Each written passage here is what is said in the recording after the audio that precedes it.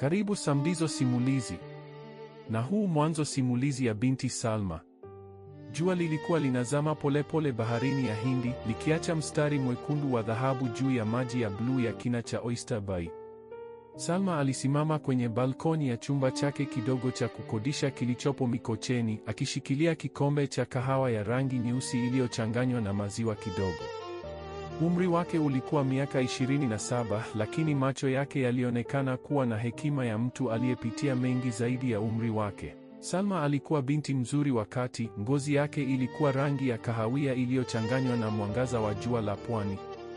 Nywele zake ndefu zilizopindika kidogo zilikuwa zimefungwa kwa mkia wa farasi, na alikuwa amevaa kanzu nyepesi ya rangi ya samawati iliyofaa na suruali fupi ya denim.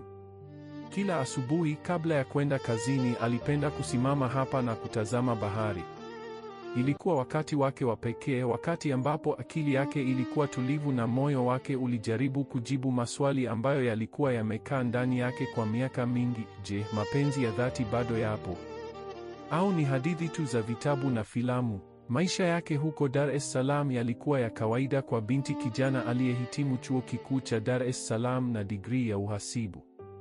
Alifanya kazi kama mhasibu msaidizi katika kampuni ndogo ya ujenzi iliyopo Kariakoo, mahali ambapo kelele za magari, biashara na watu zilikuwa kama muziki wa kila siku. Mshahara wake haukuwa mkubwa, lakini ulitosha kulipa kodi, chakula na kumsaidia mama yake aliyekaa kijijini mkoani Pwani. Baba yake alifariki miaka 5 iliyopita kutokana na ugonjwa wa sukari, na tangu wakati huo Salma alikuwa amejifunza kuwa nguzo ya familia. Salma, bado unajisumbua na mawazo hayo?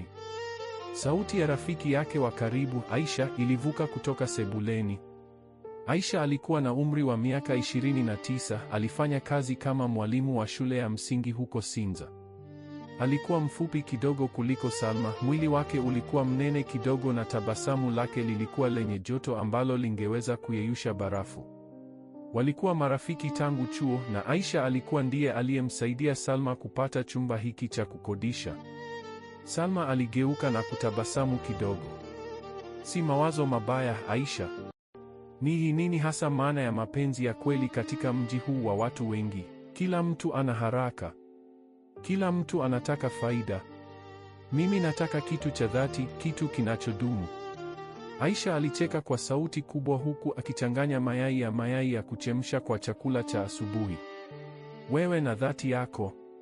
Salma, umri wako unaenda. Miaka 27 si mchezo. Kuna wanaume wengi hapa Dar. Wengine ni wazuri, wengine ni wajanja, na wengine ni wale tu wa kawaida. Lakini wewe unataka mapenzi ya dhati kama ya hadithi za zamani. Labda unahitaji kutoka nje zaidi. Salma alitikisa kichwa. Alikuwa amepitia mahusiano mawili makubwa maishani mwake. Wa kwanza alikuwa Ahmed, mvulana wa chuo aliyekuwa na maneno matamu kama asali, lakini moyo wake ulikuwa kama upepo, ulikuja na kuondoka bila taarifa. Wa pili alikuwa Juma, mfanyabiashara mdogo wa Kariakoo aliyekuwa na pesa kidogo, lakini alikuwa na wivu mkubwa ambao ulimfanya Salma ahisi kama mfungwa. Baada ya kuachana naye mwaka uliopita, Salma aliamua kujenga maisha yake mwenyewe. Alikuwa na ndoto ya kuanzisha biashara yake ndogo ya uhasibu wa kujitegemea, na alikuwa akijiandaa kwa kozi za ziada za mtandaoni. Baada ya chakula cha asubuhi, wawili hao walitoka pamoja. Dar es Salaam ilikuwa tayari imejaa shughuli. Matatu yalipiga honi kwa sauti kubwa, wauzaji wa vitumbua na mayai ya kuchemsha walikuwa wakipiga kelele kando ya barabara, na harufu ya samaki wa kuchoma ilichanganyika na moshi wa magari.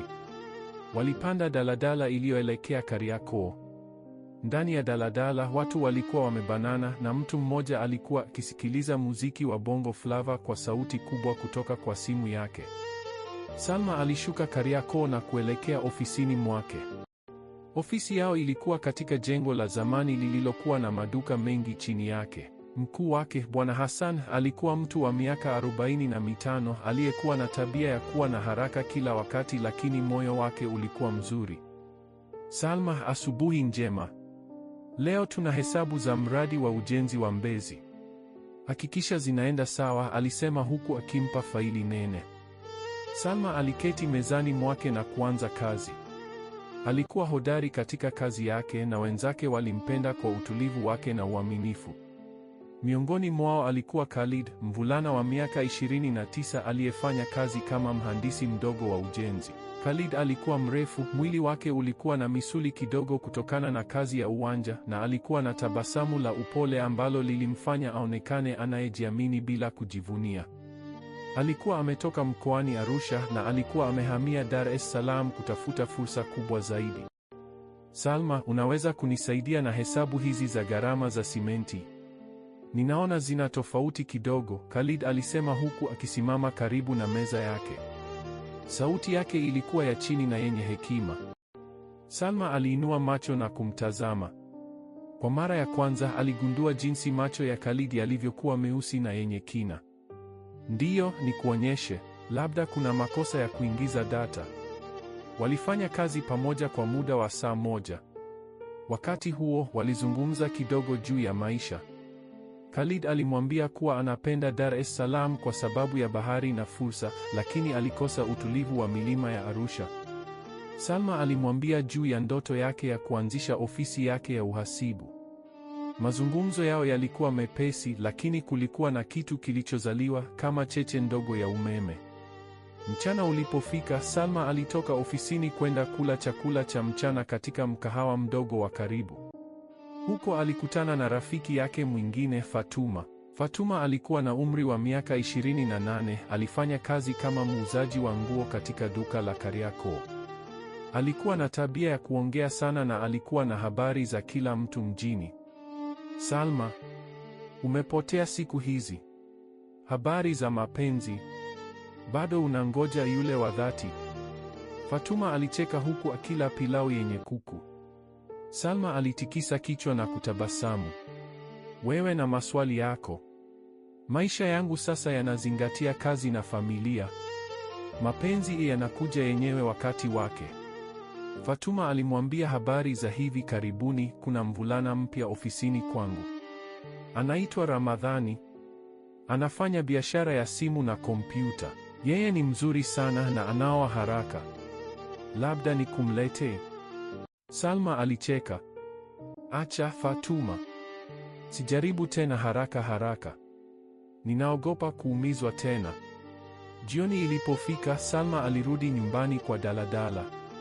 Aisha alikuwa tayari amepika chakula cha usiku, wali na samaki wa kupika. Waliketi pamoja na kula huku wakitazama runinga ya habari za TVT. Habari zilikuwa kuhusu maendeleo ya jiji la Dar es Salaam, ujenzi wa barabara mpya na changamoto za vijana katika kupata ajira. Baada ya chakula, Salma alikaa kwenye kitanda chake na kufungua simu yake. Alisoma ujumbe kutoka kwa mama yake. Salma mwanangu, habari zako? Ninaomba Mungu akubariki na mume mzuri wa dhati. Usikate tamaa. Salma alitabasamu na kujibu, asante mama. Mimi nipo salama. Nakupenda. Usiku ulipoingia, Salma alilala huku akifikiria siku yake. Alifikiria Khalid na mazungumzo yao mafupi. Hakukuwa na kitu kikubwa, lakini kulikuwa na utulivu ambao alikuwa hajahisi kwa muda mrefu. Je, hii ndiyo mwanzo wa kitu cha dhati? Au ni matumaini tu ya moyo uliochoka na mapenzi ya kawaida? Siku iliyofuata ilikuwa Jumamosi. Salma na Aisha waliamua kwenda pwani ya Coco Beach huko Masaki. Ilikuwa siku ya kupumzika na jua lilikuwa kali. Watu wengi walikuwa huko, familia, vijana na watalii. Waliketi chini ya mwavuli wakila nazi na kunywa juisi ya machungwa. Hapo ndipo Salma alimwona tena Khalid. Alikuwa ameketi na marafiki zake wawili wakicheza mpira wa miguu kidogo kando ya ufuo. Alipomwona Salma, uso wake uliangaza na tabasamu. Alikaribia polepole. Salma, wewe hapa? Dunia ni ndogo sana, alisema huku akifuta jasho la uso wake kwa taulo. Ndiyo, nimekuja kupumzika na rafiki yangu Aisha. Wewe? Na marafiki zangu. Tunapenda kuja hapa kujiburudisha baada ya wiki ndefu ya kazi. Walizungumza kwa muda mrefu. Khalid alimwambia juu ya maisha yake Arusha, jinsi alivyokuwa akisaidia baba yake katika shamba la kahawa na jinsi alivyopenda kusoma vitabu vya historia. Salma alimwambia juu ya upendo wake kwa bahari na jinsi ilivyompa amani. Mazungumzo yao yalikuwa ya asili kama maji ya bahari yanavyotiririka bila kukoma. Aisha alimwangalia Salma kwa mbali na kutabasamu. Alimjua rafiki yake vizuri. Salma alikuwa mtu wa moyo mkubwa, lakini alikuwa amejifunza kujilinda. Lakini leo kitu kilikuwa tofauti. Kulikuwa na mwanga kidogo machoni pake. Wakati jua lilipozama tena, kikundi kiliamua kwenda kula chakula cha jioni katika mkahawa wa karibu wa pwani. Walikula samaki wa kuchoma, wali wa nazi na mboga za majani. Mazungumzo yalikuwa ya furaha. Khalid alicheka sana wakati Salma alipomwambia hadithi ya wakati alipopotea Kariakoo akiwa mpya mjini na akaishia kuingia sokoni la nguo badala ya ofisi. Usiku huo walirudi nyumbani kwa teksi. Salma alikaa kimya, lakini moyo wake ulikuwa unapiga kidogo haraka. Alikuwa hajisikii hivyo kwa muda mrefu. Mapenzi ya dhati, je, yalikuwa yanakaribia bila yeye kuyatafuta? Wiki iliyofuata ilikuwa na shughuli nyingi ofisini. Mradi mkubwa wa ujenzi ulikuwa unaendelea na Salma na Khalid walilazimika kufanya kazi pamoja mara nyingi. Waligundua kuwa walikuwa na maadili sawa: upendo wa uaminifu, bidii na kutaka kusaidia familia. Khalid alimsaidia Salma na kozi yake ya mtandaoni na Salma alimsaidia Khalid na hesabu zake ngumu. Siku moja wakati wa mapumziko ya mchana, waliketi chini ya mti mkubwa nje ya ofisi. Khalid alimwambia Salma, nimefurahia kukufahamu. Wewe ni tofauti na wasichana wengi niliowahi kukutana nao. Una hekima na utulivu ambao unanifanya nitulie. Salma alitabasamu kidogo, moyo wake ukipiga kwa nguvu. Wewe pia, Khalid. Unaonyesha heshima na unajua kusikiliza. Hiyo ni nadra siku hizi. Lakini si kila kitu kilikuwa rahisi. Siku chache baadaye, Salma alipokea simu kutoka kwa ex wake, Juma. Salma, nimebadilika. Nataka tuanze upya. Nimepata biashara kubwa sasa. Sauti yake ilikuwa na shinikizo. Salma alikataa kwa upole lakini kwa udhabiti. Juma, yaliyopita yamepita. Mimi ninaendelea na maisha yangu. Hata hivyo, maneno ya Juma yalimfanya afikirie tena. Je, mapenzi ya dhati yanaweza kuja mara ya pili? Au alikuwa anajidanganya na Khalid? Aisha alimshauri, usirudi nyuma Salma. Khalid anaonekana kuwa mzuri. Mpe nafasi. Mapenzi ya dhati yanajenga polepole, si haraka kama dhoruba. Fatuma alikuwa na maoni tofauti. Jaribu Ramadhani wangu. Yeye ana pesa na anajua kuwatunza wanawake. Salma alijikuta katika njia panda.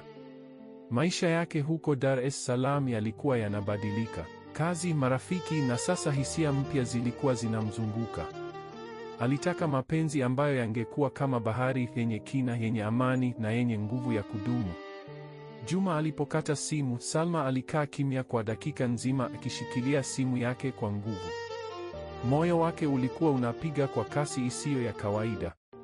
Maneno yake, nimebadilika, nataka tuanze upya, yalikuwa yanarudia akilini mwake kama wimbo mbaya. Alisimama na kutembea polepole kwenye chumba chake kidogo, akatazama nje kupitia dirisha. Taa za mitaa za Mikocheni zilikuwa zimewaka na sauti ya magari iliyokuwa ikipita barabara kuu ilikuwa inasikika kama nyimbo ya usiku wa Dar es Salaam. Salma, umekaa kimya sana leo. Kuna nini? Aisha aliuliza huku akichana nywele zake ndefu za kizungu kidogo. Alikuwa ameketi kitandani mwake na simu yake mkononi. Salma aligeuka na kukaa chini kwenye kiti kidogo cha plastiki. Juma amenipigia. Anasema amebadilika na anataka turudi pamoja. Anadai sasa ana biashara kubwa na anaweza kunipa maisha mazuri. Aisha alitikisa kichwa mara moja. Usimsikilize Salma, yule jamaa alikuwa na wivu kama nyoka.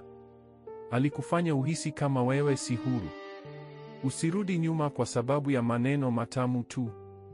Unastahili mtu atakaye kudhamini wewe, si mali yake. Fatuma, ambaye alikuwa amewatembelea usiku huo, alicheka kwa sauti kubwa. Au labda ungempa nafasi. Wanaume wengi hubadilika baada ya kuachana. Ramadhani wangu naye anasubiri kukupata. Yeye ana gari, ana pesa na anajua kuwatunza wake zake. Salma alitabasamu kidogo lakini alitikisa kichwa. Si pesa ninazotafuta, Fatuma. Nataka amani ya moyo. Nataka mtu ambaye nitahisi salama naye, ambaye ataona maumivu yangu na kuyaponya, si kuyazidisha. Usiku huo Salma alilala kwa shida. Aliota akiwa pwani ya Coco Beach, Khalid akiwa amemshika mkono na kumwambia maneno ya upendo, lakini ghafla uso wa Juma ulitokea na kuharibu picha yote. Aliamka mapema asubuhi na maumivu ya kichwa. Wiki iliyofuata ofisini ilikuwa na shughuli nyingi sana.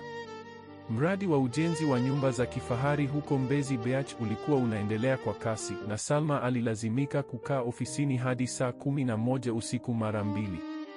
Khalid alikuwa karibu naye kila wakati. Alimletea kahawa wakati wa mapumziko na wakati mwingine alimsaidia kuingiza data kwenye kompyuta yake bila kuulizwa. Siku moja wakati wa mapumziko ya mchana, waliketi chini ya mwembe mkubwa nyuma ya jengo la ofisi. Upepo wa bahari ulikuwa unavuma polepole, ukileta harufu ya chumvi na samaki. Salma, Khalid alianza kwa sauti ya chini, nimekuwa nifikiria mengi siku hizi. Wewe ni mtu wa aina gani? Una bidii, una hekima na una tabasamu ambalo linanifanya nione maisha kwa macho tofauti. Si kawaida kukutana na mtu kama wewe hapa Dar es Salaam.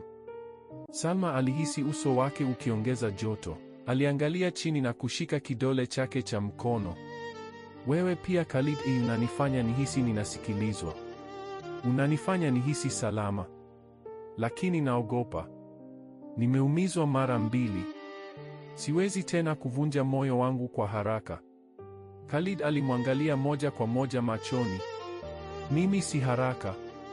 Nataka tukijue vizuri. Hatuhitaji kufanya haraka. Mapenzi ya dhati yanajenga polepole kama nyumba nzuri. Msingi wake lazima uwe imara. Maneno yake yalimgusa Salma sana. Kwa mara ya kwanza baada ya muda mrefu, alihisi kuna mtu alielewa hisia zake bila kumlazimisha. Siku iliyofuata, Salma alipokea ujumbe kutoka kwa mama yake kutoka kijijini. Mwanangu Salma, nimesikia wewe una mtu mpya kazini. Mungu akubariki. Usimkimbie mtu mzuri kwa sababu ya woga. Lakini pia usimruhusu mtu yeyote akudharau. Wewe ni binti yangu wa pekee. Salma alitabasamu na kujibu, asante mama. Bado tunazungumza tu. Si kitu kikubwa bado. Lakini moyoni mwake kilikuwa kinakuwa kikubwa. Kila siku alipomwona Khalid, moyo wake ulikuwa unapiga kidogo zaidi. Walianza kutumiana ujumbe wa asubuhi na jioni. Ujumbe haukuwa wa mapenzi ya moja kwa moja, bali ulikuwa wa kutunza. Umefika salama nyumbani? Kula vizuri. Usifanye kazi sana usiku. Wakati wa wikendi, Aisha alimvuta Salma kwenda Temeke kumtembelea shangazi yake. Huko walikutana na ndugu wa Aisha aitwaye Musa, mvulana wa miaka 31 ambaye alikuwa dereva wa lori la kampuni ya usafirishaji. Musa alikuwa na tabia ya kucheka sana na alipenda kutani. Alimwangalia Salma na kusema, sasa huyu ndiye binti Salma ambaye Aisha anamsifu kila siku. Karibu sana. Umeifanya Dar es Salaam iwe na amani kidogo. Walikaa na kula chakula cha mchana cha wali na dagaa wa kukaanga. Mazungumzo yalikuwa ya furaha, lakini Salma alikuwa akifikiria Khalid. Aligundua kuwa alikuwa anamkosa hata wakati alipokuwa na marafiki. Juma hakukata tamaa. Alimtumia ujumbe mwingine, Salma, nimekukosa sana. Nataka tukutane tuongee uso kwa uso. Niko Kariakoo kesho saa 3. Salma alisoma ujumbe huo mara 3 na kisha akaukataa bila kujibu. Siku iliyofuata ofisini, Khalid alimwalika Salma kwenda kula chakula cha mchana pamoja katika mkahawa mdogo wa Kibo Street. Walikula chipsi, mayai na kinywaji cha Passion. Wakati huo Khalid alimwambia hadithi ya maisha yake ya Arusha, jinsi baba yake alivyomfundisha kufanya kazi kwa bidii na kuwa mwaminifu kila wakati. Alimwambia pia kuwa alikuwa na ndoto ya kujenga nyumba yake mwenyewe siku moja na kuishi maisha ya amani. Na wewe Salma, ndoto yako kubwa ni nini? Aliuliza. Salma alitulia kidogo kisha akajibu, nataka kuwa na ofisi yangu ya uhasibu. Nataka kuwasaidia wafanyabiashara wadogo na wanawake wanaojaribu kujitegemea. Nataka kuwa na familia yenye upendo wa dhati. Si mapenzi ya kujifanya, bali mapenzi yanayotoka moyoni. Khalid alitabasamu na kushika mkono wake kidogo juu ya meza. Hiyo ndiyo ndoto nzuri. Naamini utaifikia. Na ikiwa Mungu anipatie nafasi, ningependa kuwa sehemu ya ndoto hiyo. Salma alihisi kama umeme mdogo ulipita mwilini mwake. Hakumvuta mkono wake. Walikaa hivyo kwa sekunde chache, macho yao yakizungumza zaidi ya maneno. Hata hivyo, si kila kitu kilikuwa laini. Bwana Hassan, mkuu wao ofisini, alianza kugundua kuwa Khalid na Salma walikuwa wakizungumza sana. Siku moja alimuita Salma ofisini kwake na kumwambia kwa upole, "Salma, wewe ni mfanyakazi mzuri. Usiruhusu mahusiano ya ofisini yaharibu kazi yako. Hapa tuna sheria za kitaalamu." Salma alihisi aibu kidogo, lakini alijibu kwa hekima, "Asante bwana. Siwezi kuruhusu chochote kiathiri kazi yangu." Mara baada ya hapo, Fatuma alimletea habari nyingine, "Nimesikia Juma anazunguka na wasichana wengine huko Sinza. Labda alikuwa anakudanganya tena." Habari hiyo ilimpa Salma nguvu zaidi ya kumkataa kabisa. Wiki ilipita, Salma na Khalid walikubaliana kwenda pwani ya Kunduchi pamoja na Aisha na marafiki wengine wa Khalid. Ilikuwa siku ya furaha. Walicheza mpira pwani, walila chakula cha baharini na walicheka hadi machweo. Wakati jua lilipozama, Khalid na Salma walitembea kando ya ufuo kidogo mbali na wengine. "Salma," Khalid alisema huku sauti yake ikiwa na utulivu, "nataka nikuambie kitu. Mimi nakupenda. Si mapenzi ya haraka, bali mapenzi ya dhati. Nataka tukue pamoja polepole. Nataka nikuheshimu wewe na familia yako." Salma alisimama na kumtazama machoni. Macho yake yalikuwa na machozi kidogo ya furaha. "Khalid, mimi pia na kuanza kukupenda. Lakini naomba tuende polepole. Nataka tujue vizuri. Nataka mapenzi yetu yawe kama bahari hii yenye kina na yenye amani." Walishikana mikono na kutembea chini ya mwanga wa mwezi unaoanza kuchomoza. Upepo wa bahari uliwavuma na kwa mara ya kwanza Salma alihisi amani ya moyo ambayo alikuwa akiitafuta kwa miaka. Hata hivyo, nyuma yake kulikuwa na kivuli. Juma alikuwa amesikia kuwa Salma ana mtu mpya na alikuwa anapanga jinsi ya kuingilia kati. Mama yake Salma alikuwa anasubiri kujua zaidi kuhusu Khalid. Na ofisini wengine walikuwa wanaanza kunong'oneza. Mapenzi ya dhati yalikuwa yanakuwa, lakini safari ilikuwa bado ndefu na yenye changamoto nyingi mbele. Huu ni mwisho wa sehemu ya kwanza ya simulizi ya Binti Salma. Tukutane sehemu ijayo ambapo hadithi itaendelea. Kama umependa sehemu hii, like, subscribe na comment chini ukiandika nini umejifunza. Samdizo anasubiri maoni yako.